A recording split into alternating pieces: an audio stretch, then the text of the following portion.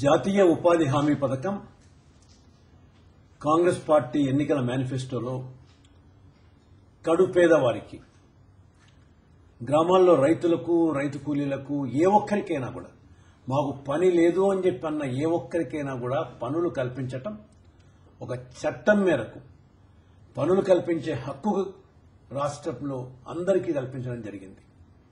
ఏ ఒక్కరైనా కూడా నాకు పని లేదు అని చెప్పిన 15 రోజులకు వాళ్లకు పని కల్పించడం ఈ జాతీయ ఉపాధి హామీ పథకంలో ప్రధానమైన ఉద్దేశం.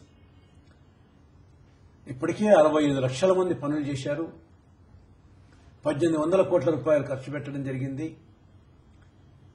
కేంద్ర ప్రభుత్వం 90% డబ్బు ఇస్తున్న ఈ స్కీము సోనియా గాంధీ గారి ఆధ్వర్యంలో, మన్మోహన్ సింగ్ గారి నాయకత్వంలో మొత్తం దేశమంతా కూడా మిగిలిన అన్ని రాష్ట్రాల్లో ఏ విధంగా అమలు పరచబడుతోందో మా రాష్ట్రంలో కూడా అదేవిధంగా అమలు పరచడం మొదలైంది. కానీ ఆంధ్రప్రదేశ్ రాష్ట్రంలో ఇది చాలా పారదర్శకంగా, ఏ ఒక్క పొరపాటు కూడా జరగని విధంగా, ఏ ఒక్క చోట కూడా కాంట్రాక్టర్లు గాని మిషన్లు గాని పని చేయని విధంగా జరుగుతోంది.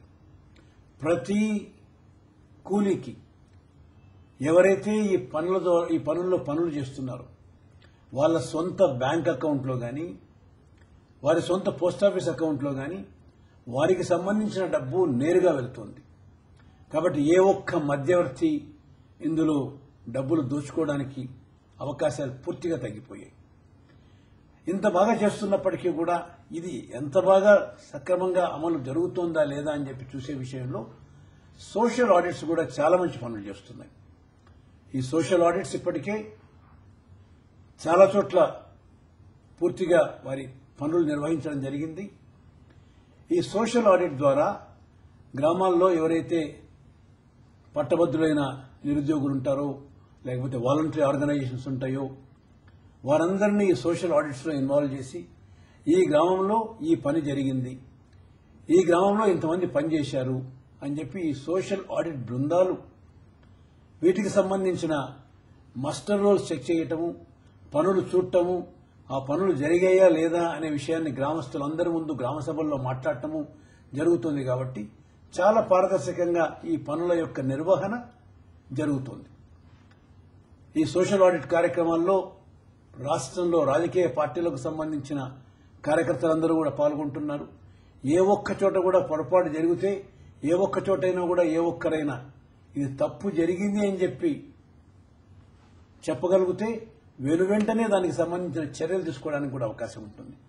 తప్పులు జరిగాయని చెప్పి రుజువు చేసి ఇప్పటికే దాదాపు 80 లక్షల రూపాయలు మళ్లీ వసూలు చేయడం జరిగింది ఈ సోషల్ ఆడిట్ల ద్వారా. నా ఉద్దేశంలో, నా దృష్టిలో ఈ సోషల్ ఆడిట్ చాలా మంచి కార్యక్రమం.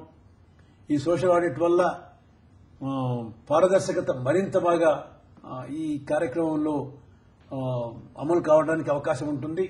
ఇవాళ భారతదేశంలో భారత ప్రభుత్వం కూడా ఆంధ్రప్రదేశ్లో జరిగినట్టు ఈ కార్యక్రమం మరి ఏ ఇతర రాష్ట్రంలో జరగటం లేదు అని చెప్పి అభినందిస్తున్నారు. మా రాష్ట్ర ప్రభుత్వ అధికారులను, ఈ జాతీయ ఉపాధి హామీ పథకంలో పనిచేస్తున్న ప్రతి ఒక్క కార్యకర్తను అందరినీ కూడా అభినందిస్తున్నా. దీనివల్ల ఎంత ఎక్కువగా బీద ప్రజలకు గ్రామాల్లో ఉపయోగపడగలిగితే అంత ఎక్కువగా ప్రయోజనం జరుగుతుంది. నమస్తే.